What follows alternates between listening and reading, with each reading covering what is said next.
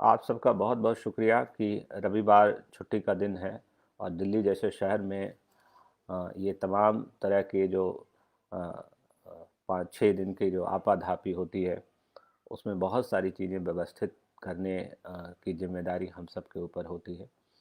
अ, थोड़ मौसम जिस तरह से है, ये थोड़ा आलस भी आपको हो रहा होगा।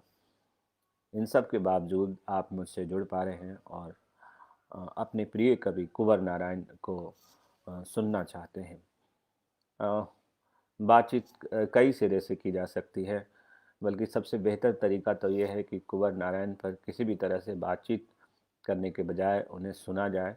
उन्होंने जो लिखा है उसे सिर्फ़ और सिर्फ़ अकादमिक विमर्श या फिर पाठ्यक्रम का हिस्सा ना मानकर जीवन के स्तर पर उसे नत्थी करके जोड़ के देखने की भी कोशिश हो, तब आपको लगेगा कि लिखना कितना मुश्किल और जीना कितना मुश्किल है और इन दोनों शर्तों के बीच जिस सहजता से वो एक रचनात्मक दुनिया रचते हैं, वो अप्रतिम है, दुर्लभ है। तो मैं कुँवर नारायण के उस सिरे से बात करना चाहूँगा जिसमें कि मामूलीपन जो जिसे हम कहते हैं बिल्कुल ऑर्डिनरी, बिल्कुल सामान्य होना, उन जितना मैंने उनको पढ़ा है, जितना मैंने उनको अनुभव किया है और हमारी जो भी उनके साथ स्मृतियाँ हैं, यादें हैं, आप सबका अच्छा ईयरफ़ोन ज़्यादा ठीक है।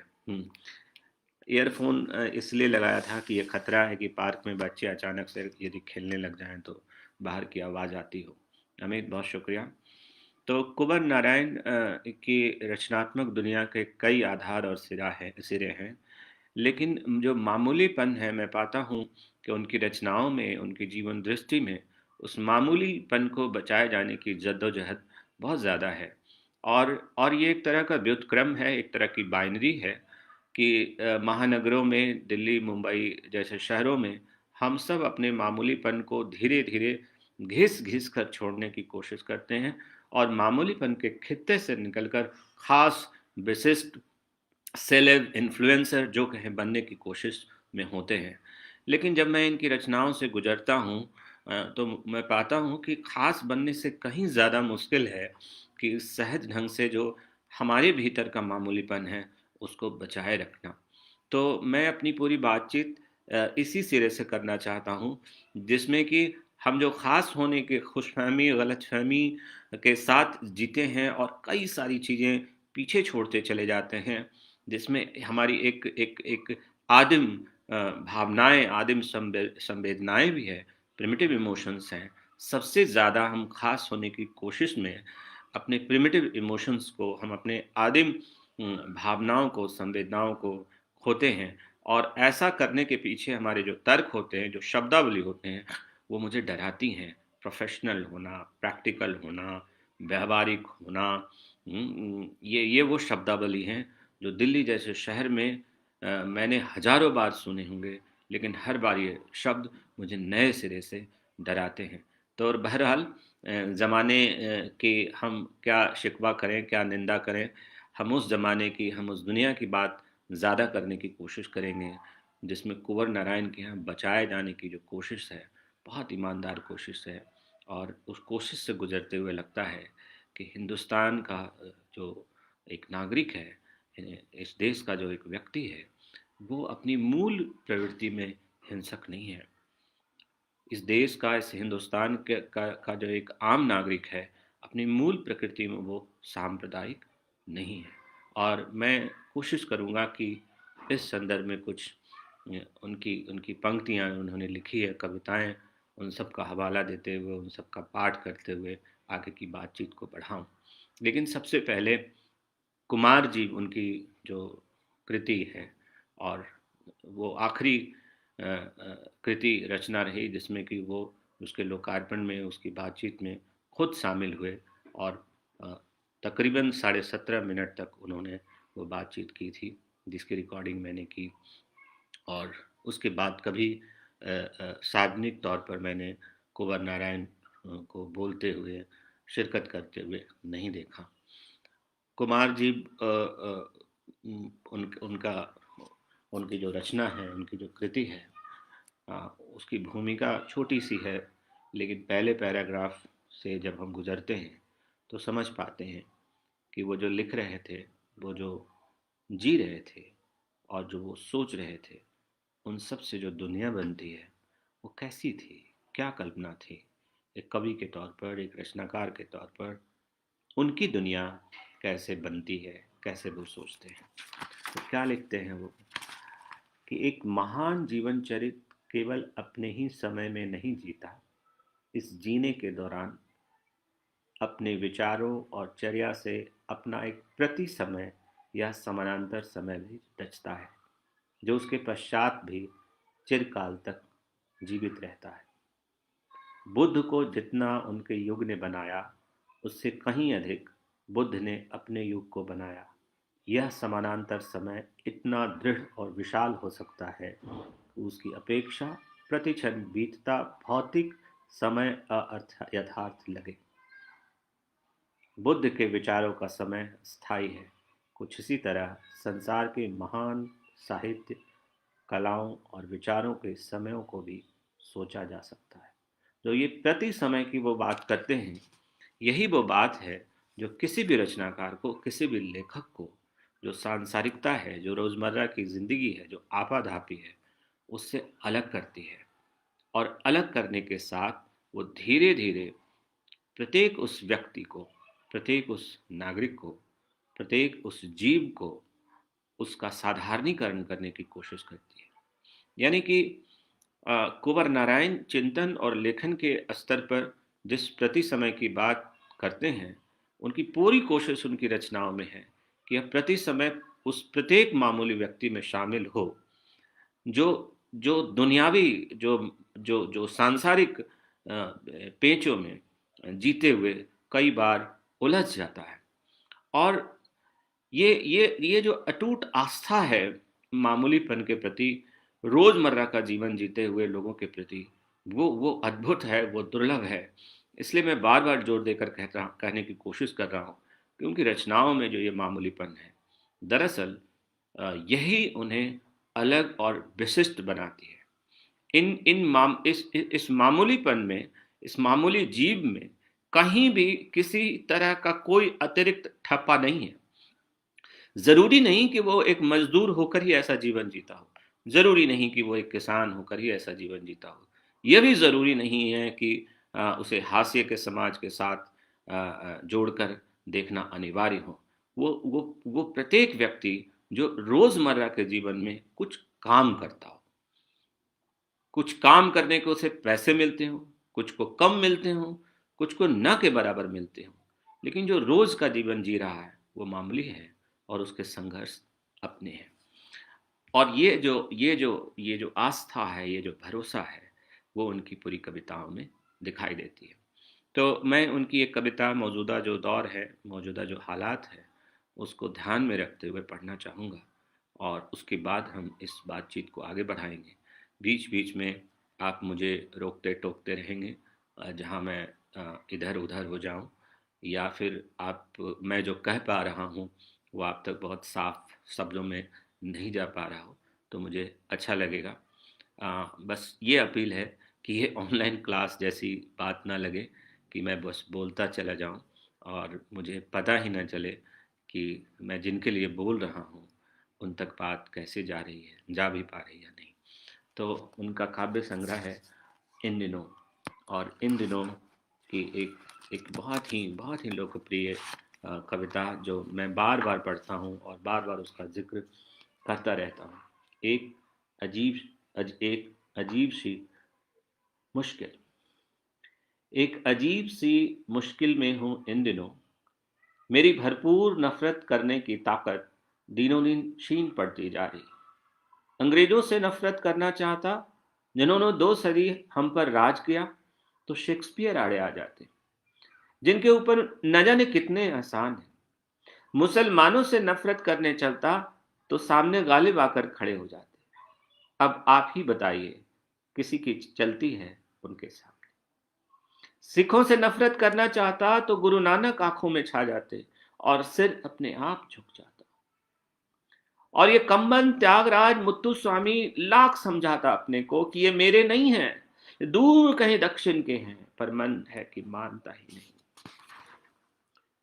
बिना इन्हें अपनाए मन मानता ही नहीं, बिना इन्हें अपनाए। और वह प्रेमिका जिससे मुझे पहला धोखा हुआ था, मिल जाए तो उसका खून कर दूं, मिलती भी है, मगर कभी मित्र, कभी माँ, कभी बहन की तरह, तो प्यार का घूंट पीकर रह जाता।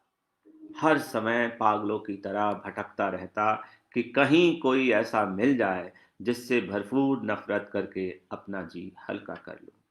पर होता है इसका ठीक उल्टा। कोई ना कोई, कहीं ना कहीं, कभी ना कभी ऐसा मिल जाता जिससे प्यार किए बिना रह नहीं पाता। दिनों दिन यह मेरा प्रेम रोग बढ़ता ही जा रहा, और इस बहम ने पक्की जकड़ पकड़ ली है कि वह किसी दिन मुझे स्वर्ग दिखाकर रहेगा। ये कविता पहले प्रेम रोग शीर्षक से प्रकाशित हुई थी, और बाद में यह एक अजीब सी मुश्किल शीर्षक से आई। और इस कविता को दोहराते हुए हमें लगता है कि काश ये कविता अप्रासंगिक हो जाती, या काश इस तरह की कविता लिखने की ज़रूरत नहीं पड़ती। तो दोस्तों, जो शुरुआती बातचीत में हमने ये कहा कि भारत का, हिंदुस्तान का एक आम व्यक्ति सांप्रदायिक नहीं है, हिंदुस्तान का एक नागरिक वैसा नहीं है जैसा कि आप कारोबारी टीवी चैनलों पर देखते हैं। हर दूसरे दिन जो एक एक अपराधी की शक्ल इन नागरिकों को देने की कोशिश हो रही है, उनके बीच ये कविता बहुत ही आहिस्ते से, बहुत ही धीरे से कुछ कह जाती है। दूसरी बात ये कि जो मामूली होता है वो नगाड़े नहीं बजाता। जो मामूली होता है उसकी आवाज़ मध्यम होती है। जो मामूली होता है वो अपने मामूलीपन के साथ, एक संकोच के साथ जीता है। कुंवर नारायण की कविता का जो स्वर है, जो उसकी भाषा है, उसमें ये संकोच है, उसमें कहीं कोई दावा नहीं। कुंवर नारायण की किसी भी कविता में कोई दावा नहीं। और मैं याद करता हूँ कि मेरे पाठ्यक्रम में जब मैं बीए की पढ़ाई कर रहा था, तो उनकी कविता की जो पंक्तियाँ थी, उसने उन पंक्तियों ने मुझे उनके बहुत करीब लाया, करीब रचनात्मक स्तर पर, भावनात्मक स्तर पर।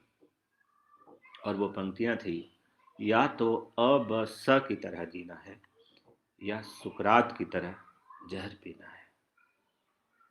और ये अ ब स की तरह जीने के बजाय अलग होने का मतलब यह बिल्कुल भी नहीं था कि वो विशिष्ट होना, वो खास होना, कुर्सी के करीब चले जाने या कुर्सी हासिल कर लेने, सत्ता के हासिल कर लेने से होगा।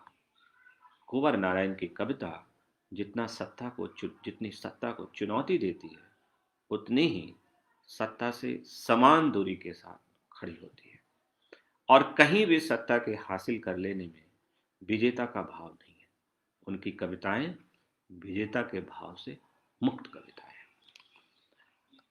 तो इसलिए जो व्यक्ति मामूली है, या जो जो मामूलीपन है, वह मामूलीपन उसे अदम्य साहस से भरती है। जो व्यक्ति खास होता है, जो विशिष्ट होता है, मौजूदा संदर्भ में मैं कह रहा हूँ, उसमें साहस की कमी होती है। वो डरा हुआ होता है। जिसके पास जितनी बड़ी शक्ति, सत्ता होती है, वो भीतर से उतना ही डरा हुआ होता है। इसलिए जो मामूली है वो ताकतवर है, जो मामूली है वो अदम्य साहस से भरा हुआ है।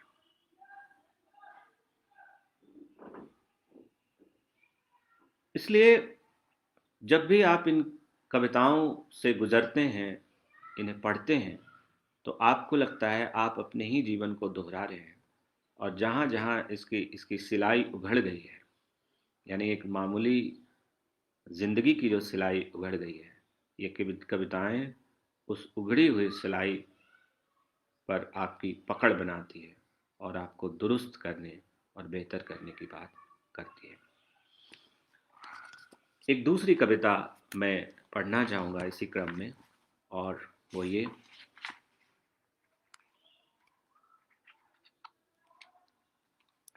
आना किंतु इस तरह।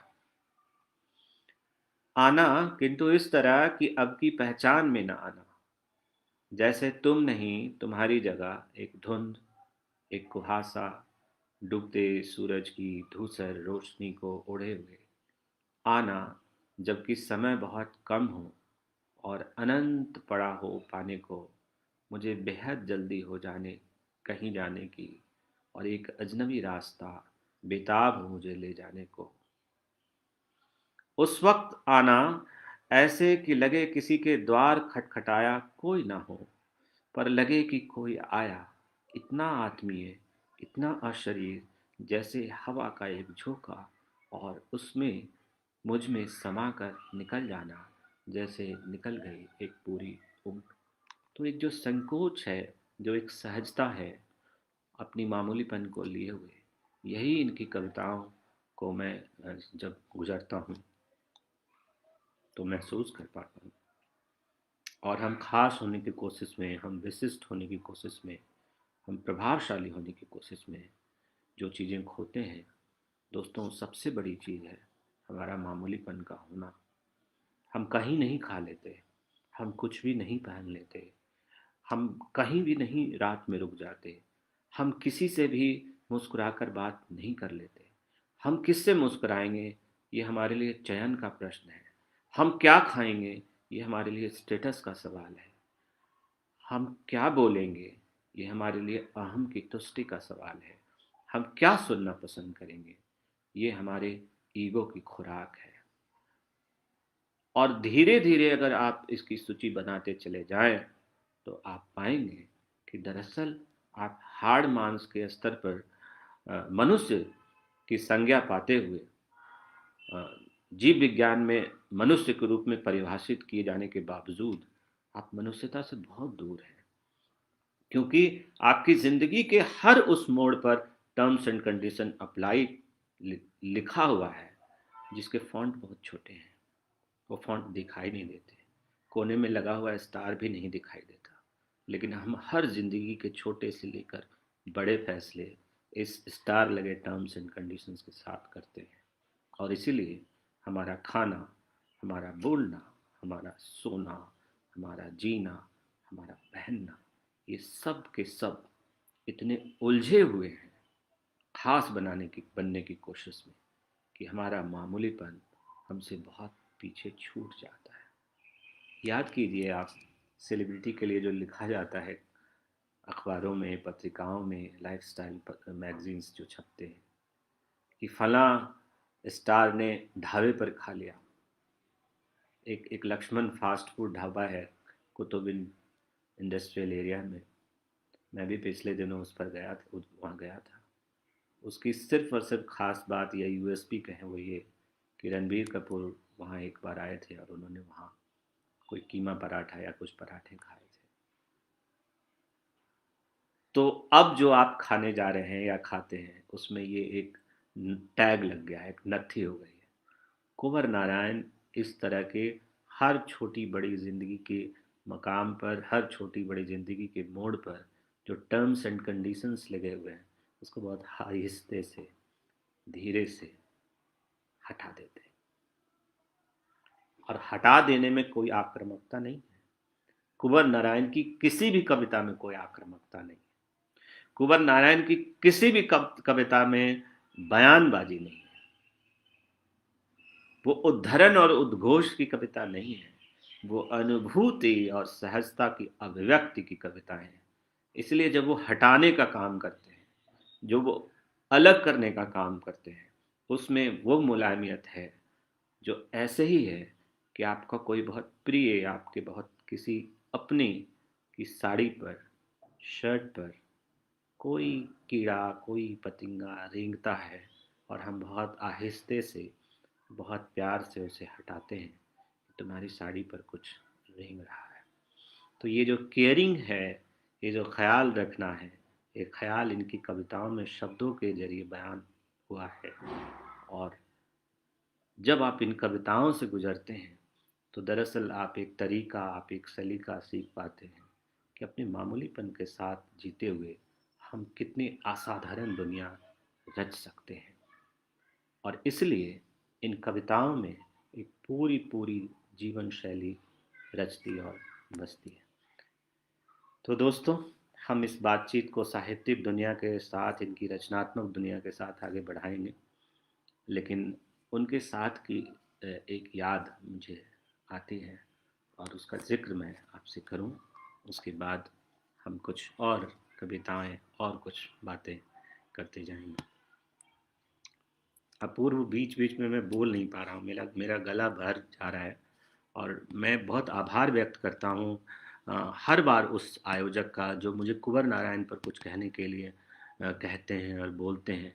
क्योंकि जब भी मैं ये शब्द, ये व्यक्ति, एक शख्सियत, जब भी मैं गुजरता हूँ और जब भी मैं पुरानी उन किताबों को लेकर आपके सामने आता हूँ, तो मुझे लगता है कि मेरी ज़िंदगी की प्रूफ रीडिंग हो रही है। कहीं कोई चीज़ अटक गई है, कहीं किसी चीज़ की वर्तनी बिगड़ गई है, कहीं कुछ उघड़ गया है, सिलाई खुल गई है हमारी ज़िंदगी की।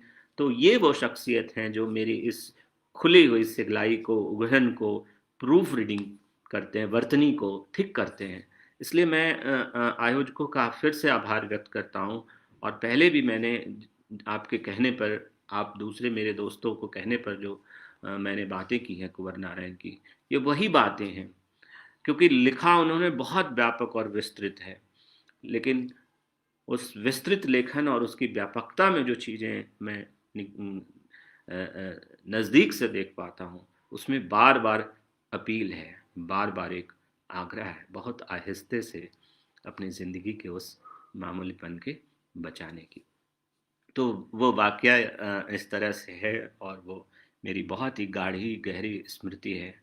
और वो इस तरह से कि अ, अ, मुझसे उम्र में छोटा और मुझसे समझ में बहुत आगे एक रिसर्चर, एक शोधार्थी मुझे मिलता है दिल्ली विश्वविद्यालय के नॉर्थ कैंपस में।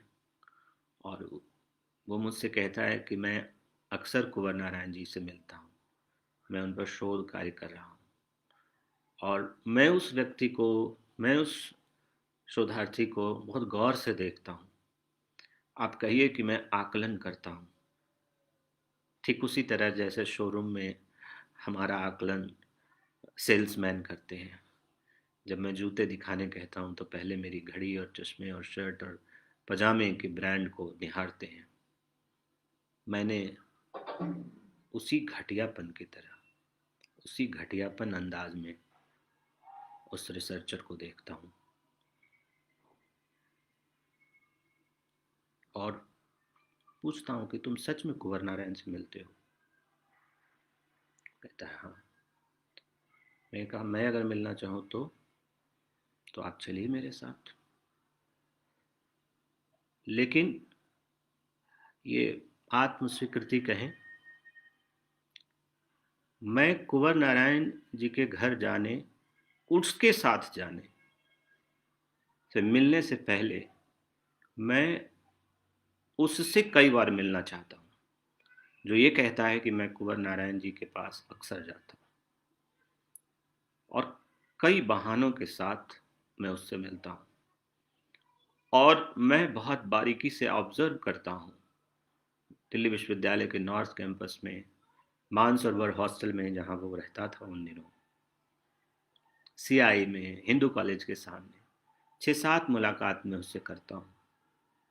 और सिर्फ इसलिए कि इसने एक जो वाक्य कहा है कि मैं कुंवर नारायण जी के पास अक्सर जाता हूँ, उनके जाने में, उनके उनके साथ होने में इस व्यक्ति में क्या बदला है? क्या वह सिर्फ और सिर्फ एक अकादमिक उपाधि के लिए उन पर शोध कर रहा है और जिसे हम कहते हैं प्राइमरी सोर्स, प्राथमिक स्रोत के तौर पर उनसे वो मिलता है, या सच में वो एक ऐसे लेखक से, ऐसी शख्सियत से मिलता है जिनका होना इस शहर में बहुत बड़ी उपलब्धि है?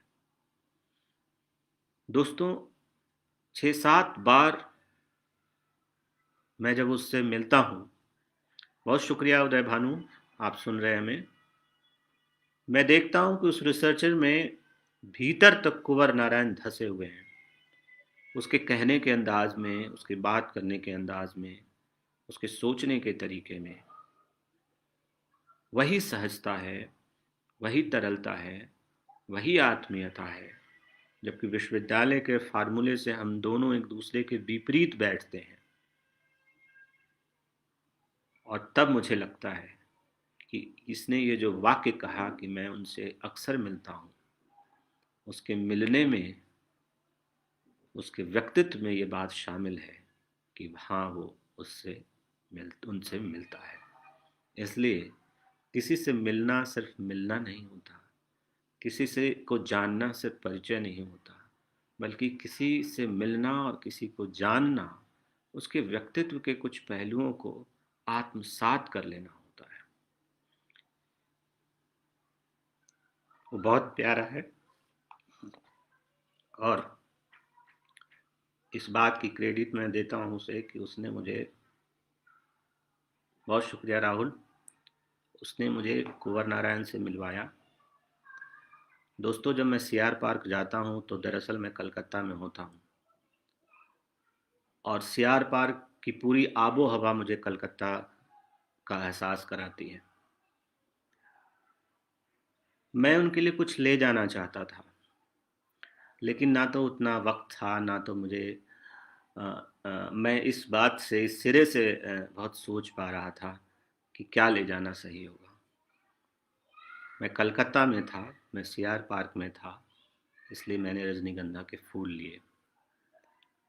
जब मैं उनके बहुत करीब गया तो उन्होंने अचानक से कहा, रजनीगंधा का फूल कौन लाया है? तो मेरे उस दोस्त ने,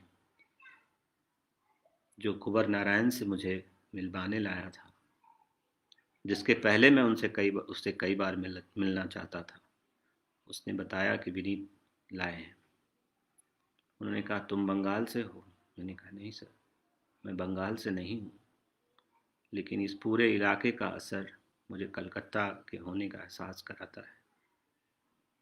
जिस वक्त मैं उनसे मिला था, वो ठीक से सुन नहीं पाते थे, और वो स्पर्श से किसी के बोले जाने का एहसास कर पाते थे। यानी स्पर्श की जो भाषा है, वो भाषा बची हुई थी। जो बोलकर और लिखकर जीवन भर अपने को अभिव्यक्त करते रहे, वो अब स्पर्श के जरिए हमें महसूस कर पा रहे थे। 15-20 मिनट तक मैं जितनी बातें कर रहा था, वो मेरा हाथ पकड़कर उसी सोफे पर बैठे हुए मुझे सुन रहे थे। और ये कहना बहुत ही बड़बोलापन होगा और अच्छा भी नहीं है कहना, लेकिन इस बात की उनको जानकारी थी कि शहर में एक लड़का है जो मीडिया पर लिखता पढ़ता है, लेकिन मुझे पढ़ता है, पसंद करता है, और उसकी हसरत रही कि वो मुझसे मिले। वो मुलाकात बहुत अलग थी, बहुत गहरी थी। और ये कहने के अपने खतरे हैं, लेकिन दिल्ली शहर में मैं लगभग सारे बड़े लेखकों से किसी न किसी रूप में कहीं न कहीं मिला हूँ। सारे बड़े पत्रकारों से भी मिला हूँ, और अब किसी से मिलते हुए मुझे बहुत डर लगता है कि किसी से मिलना कहीं उसके काम और रचनात्मकता के स्तर पर छूट जाने का तो खतरा नहीं पैदा करेगा। मसलन, किसी से मिलकर ऐसा तो ना होगा कि मैं उसे पढ़ना छोड़ दूँ।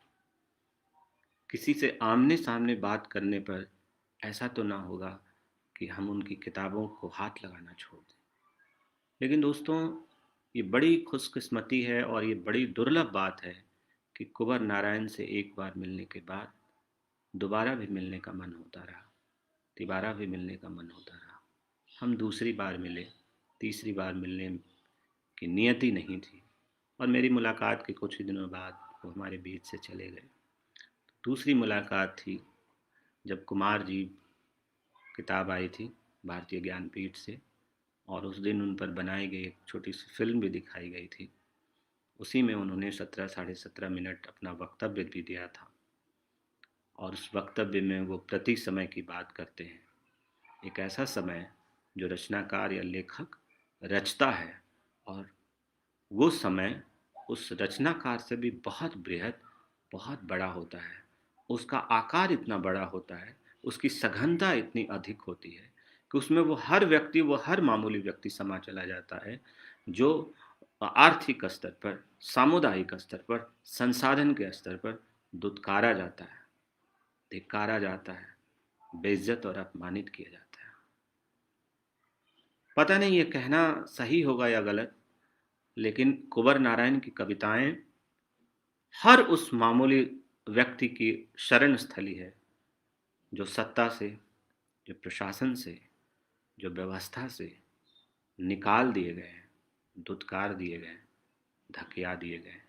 और सबसे खूबसूरत बात ये कि कहीं भी किसी भी बात का कोई दावा नहीं है। तो मैं एक दो और कविताएं पढ़ना चाहूँगा, और समय भी काफ़ी हो चला है। कविता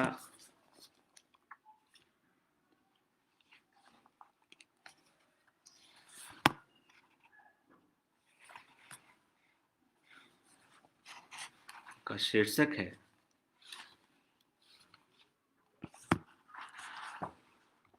उस छोर पर। चक्रव्यूह उनका एक काव्य संग्रह है, उससे ये कविता है। मोह की फीकी लकीरें जो बिना बुनियाद उजले पत्थरों पर खींच गई हैं, गर्द ढुलकर सांस से धीरे जो बिना आवाज चिकनी दरारों में बस गई हैं, लू बहारें शिशिर और बरसात इनको पोंछ कर फिर बनाएंगी नया अनुपात।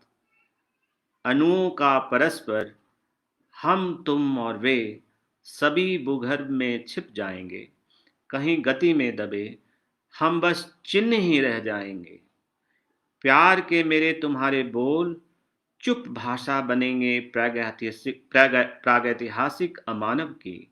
कलेजा पत्थरों का खोल चमकेगी हमारी हड्डियों की छाप भर हल्की। हमारे पीठ पर इतिहास की भाषा लिखी होगी। न कोई तब हमारा मर्म जानेगा, न कोई तब हमारा धर्म मानेगा। हमारे सभ्यता की व्याकरण तब मर चुकी होगी। दोस्तों, हम सब जो जिंदगी जी रहे हैं उसमें दो शब्द दिन में पता नहीं कितनी बार हम इस्तेमाल करते हैं। बहुत शुक्रिया अमरिंद्र जी। एक शब्द है OTP, वन टाइम पासवर्ड। दो चार बार तो इसकी ज़रूरत पड़ती ही है हमें। और दूसरा है स्क्रैच। जो स्क्रैच करते हैं उसके बाद उसकी वैलिडिटी ख़त्म हो जाती है, और जो OTP एक बार इस्तेमाल हम करते हैं, बल्कि वो तो 30 सेकेंड 1 मिनट से ज़्यादा के लिए होता भी नहीं। तो ये OTP और स्क्रैच के बीच की जो हम जिंदगी जीते हैं, जिसमें क्षण भंगुरता को समझिए एक तरह से तकनीकी शब्दावली मिल गई है। अगर मैं किसी बच्चे को, अगर मैं किसी अबोध को ये कहूँ कि जीवन क्षण भंगुर है, वो कह सकता है I am not getting the point what I am saying. और यही बात मैं अपने घर वाले को कह दूं कि जीवन क्षण भंगुर है, तो कहेंगे कि तुम अपनी काउंसलिंग कराओ, तुम्हारे साथ चीज़ें नॉर्मल नहीं है। तो क्षणभंगुर शब्द जब हम कहते हैं तो लगता है कि मैं कोई असामान्य हो गया हूँ, मैं कोई अनर्गल या गैर जरूरी बात कर रहा हूँ, या मेरी मानसिक स्थिति ठीक नहीं है, या मैं आध्यात्म की तरफ जा रहा हूँ। लेकिन जब हम OTP और स्क्रैच कूपन कहते हैं तो हमें ये दोनों शब्दावली अपनी दुनिया की शब्दावली लगती है, जबकि ये दोनों शब्द क्षणभंगुरता का मुझे बेहतरीन नमूना लगता है। ऐसे समय में जब हम कुंवर नारायण की इस कविता को पढ़ते हैं तो वो उस हर मामूली व्यक्ति के भीतर एक आश्वस्ति, एक भरोसा पैदा करके जाते हैं कि जो तुम रोजमर्रा का काम कर रहे हो, जो तुम आलू छीलने का काम कर रहे हो, जो तुम खाना बनाने का काम कर रहे हो, जो तुम झाड़ू लगाने का काम कर रहे हो, जो तुम दफ्तर जाने का काम कर रहे हो, ये सब कहीं ना कहीं दर्ज हो रहा है। तुम्हारे रोज का जीवन ही दर्ज हो रहा है। ये अलग बात है कि दफ्तर में, ऑफिस में ये एक्सेल सीट पर दर्ज हो रहा है, बायोमेट्रिक सिस्टम से दर्ज हो रहा है कि आप कब आ रहे हैं और कब जा रहे हैं। लेकिन असल बात यह है कि इसके साथ का एक जो समय है जो रचनाकार अपने लिए प्रति समय इस्तेमाल करता है, उस मामूली व्यक्ति के लिए भी एक समानांतर रिकॉर्ड, एक दस्तावेजी उसका हो रहा है, जो कहीं भी उसके ऑफिस और दफ्तर से अलग है। तो दोस्तों, हुआ क्या है कि जिंदगी और रोजमर्रा के काम ऐसे दर्जनों काम हैं जिस पर हमारा यकीन या एतबार ही नहीं है। मसलन ये कि हम आउटपुट जब देखते हैं तो लगता है कि इस आलू के छीलने से क्या आउटपुट है, झाड़ू देने से क्या आउटपुट है, घर ठीक करने का क्या आउटपुट है, समय से दफ्तर जाने का क्या आउटपुट है। और इसलिए आप जब एक फहरिस्त बनानी शुरू करेंगे तो आपको बहुत सारे काम गैर जरूरी लगते हैं और लगता है कि ज़रूरी काम कुछ और है, क्योंकि हम जिस एजेंडे के तहत काम कर रहे हैं, हम जिस मनोवृत्ति के साथ काम कर रहे हैं, वो मनोवृत्ति हमारे मामूली के खित्ते को छोड़कर खास की कतार में खड़ा होने की है। और कुंवर नारायण बार बार बहुत हल्के से खींचते हैं। और जब मैं इन कविताओं से गुजरता हूँ और मैं इन बिंबों में या प्रतिमानों में, प्रतीकों में सोचता हूँ, तो ऐसा लगता है कि कोई बच्चा अपने पिता की शर्ट खींच कर कह रहा है, चलो ना पापा, बहुत देर हो गई, ये क्या कर रहे हो, चलो ना। कुंवर नारायण की कविताएं एक बच्चे की तरह अपने पिता के शर्ट को खींचती है और कहती है, चलो हो गया। यानी ये खास बनने की जो तुमने कवायद शुरू की है और उस कतार में जो तुम खड़े हो, अब इससे निकलो, उस वापस मामूलीपन की तरफ चलो। एक बच्चा जितनी जिद घर से बाहर निकलने के लिए, दरवाजे खोलकर जाने के लिए करता है, उससे दुगनी जिद वो वापस घर लौटने की तरफ करता है। बच्चे की ये निर्मलता उसे बच्चा बनाती है कि वो बार बार घर लौटना चाहता है। मैंने अपने जीवन में एक भी ऐसा बच्चा नहीं देखा जो घर से बाहर जाने की जिद करता हो और घर लौटने की बात नहीं करता हो। थोड़ी देर के घंटे, 2 घंटे, 4 घंटे के बाद वो घर जाने की बात करता है।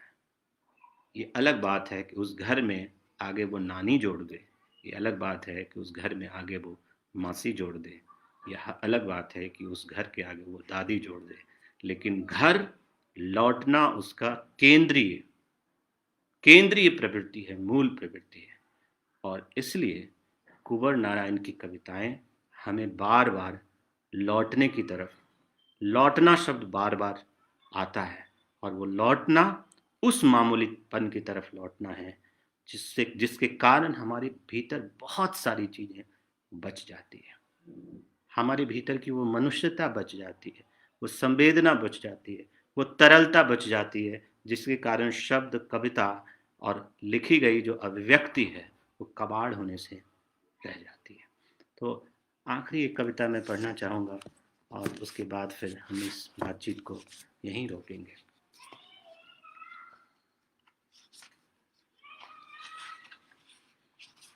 और वो कविता इन दिनों से ही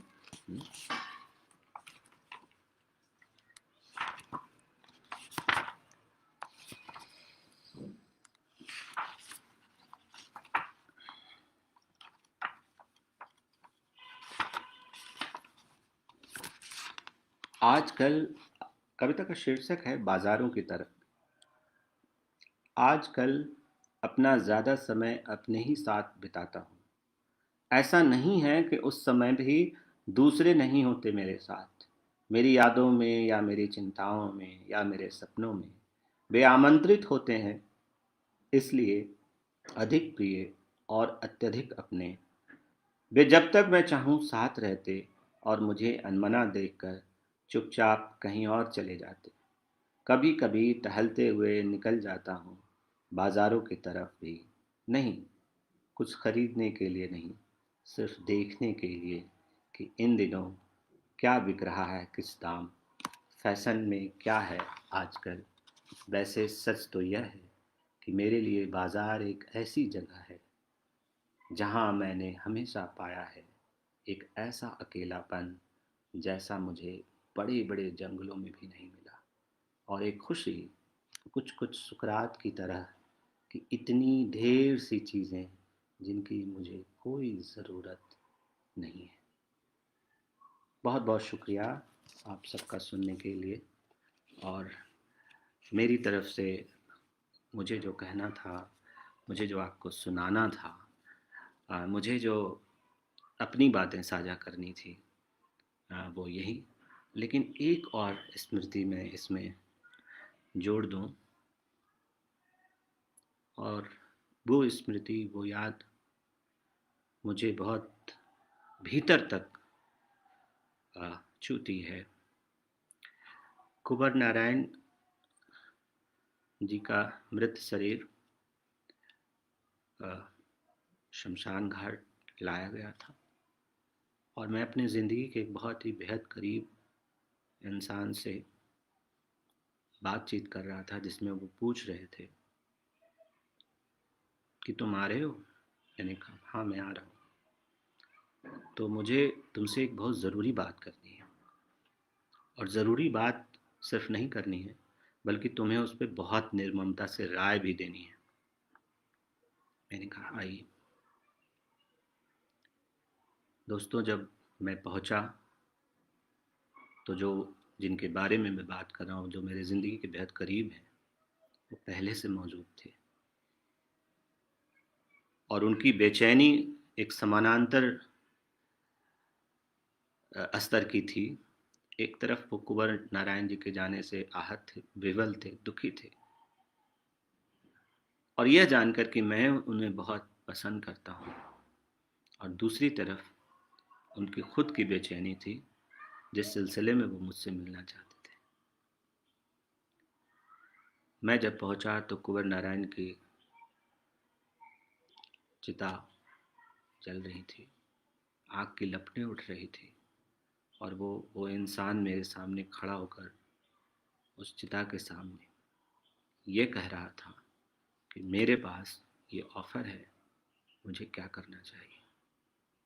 मैंने कहा कि ये ऑफ़र आपको ज़िंदगी में बहुत सुविधाएं देगी, बहुत निश्चिंतता देगी, इतनी सुविधाएं दे देगी कि आपको ज़िंदगी में कभी कुछ सोचने की ज़रूरत न पड़े, और यह भी संभव है कि आगे आपका जीवन श्रम मुक्त हो जाए, लाइफ विदाउट एफर्ट। लेकिन उस लेकिन में यह है कि आप नहीं रह जाएंगे। आप सामने एक ऐसे लेखक की चिता को जलते हुए देख रहे हैं, जिनकी चिता ठंडी हो जाने पर सबसे ज़्यादा बेचैनी उन जिंदा लोगों के भीतर होगी, जो जिंदा होंगे देह के स्तर पर। और भी कई सारी बातें उस उस दृश्य, उस परिवेश में, उस माहौल में हुई। लेकिन एक कवि के जाने का, एक कवि के न होने का, उस नज़ारे का उस व्यक्ति पर जो प्रभाव पड़ा, वो यह कि पिछले 7-8 दिनों से जिस सवाल और जिस दुविधा के साथ वो to be not to be, करे ना करे के बीच था, कुंवर नारायण जी की उस अंतिम यात्रा से लौटने के बाद आज दिन तक उस व्यक्ति ने इस बात की कभी चर्चा नहीं की कि मैंने उस ऑफ़र के लिए जो ना कहा, उसका मुझे क्या नुकसान हुआ। दोस्तों, ये मैं जो सर्वनाम में बातें कह रहा हूँ, कभी मौका मिलेगा तो ये बातें मैं संज्ञा में कहूँगा। लेकिन यहाँ इरादा मुझे ना तो उस व्यक्ति के जिक्र करने का है, और ना इरादा मुझे उसे किसी महान विभूति के तौर पर पेश करने का है। मेरा इरादा सिर्फ इतना है कि कोई व्यक्ति कितना अलग होता है, कोई व्यक्ति कितना विशिष्ट होता है, कि उसके असर से एक दूसरा व्यक्ति अपने भीतर की मामूलीपन को बचा पाता है, और वो लौट जाता है अपने उन्हीं दिनों की तरफ, अपने उसी काम की तरफ, जिस काम से रोज़ उसकी शर्ट पर पसीने के दाग, जिस काम से उसके चेहरे पर रोज़ शिकन, और जिस काम से उसके शरीर में रोज़ दर्द होता है, लेकिन वो सुकून से सो पाता है, उसने जो कुछ किया, जैसे भी किया, वो मनुष्यता के करीब एक कदम और जाकर खड़ा है। वह मनुष्यता से दूर नहीं हुआ है और अपने इरादे से भटका नहीं है। बहुत बहुत शुक्रिया।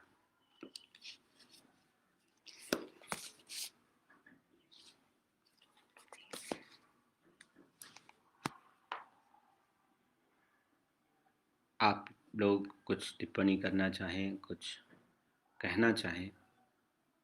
आपने इतने गौर से सुना है मुझे। दीपक, आपका बहुत शुक्रिया। अमरेंद्र, बहुत शुक्रिया। राहुल, आपका भी बहुत शुक्रिया। प्रभा, आप भी लगातार बनी रहें। उदय भानु जी, आपका भी बहुत बहुत शुक्रिया। दोस्तों, ये जो बातचीत हुई है और जितना मैं कह पाया हूँ, इसका असल सत्व जिसे कहें, मूल बात यह है कि ये सब हमारे भीतर किसी न किसी रूप में अ, बच ही रह जाए तो बेहतर है।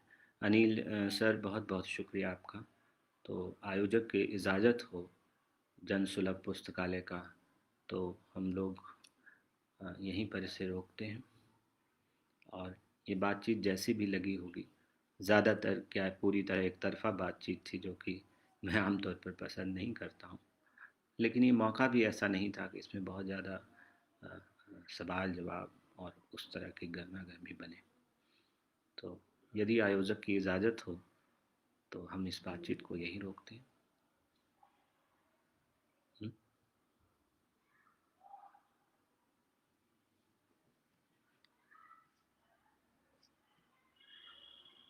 अर्पण जी, इसे यहीं रोक दिया जाए।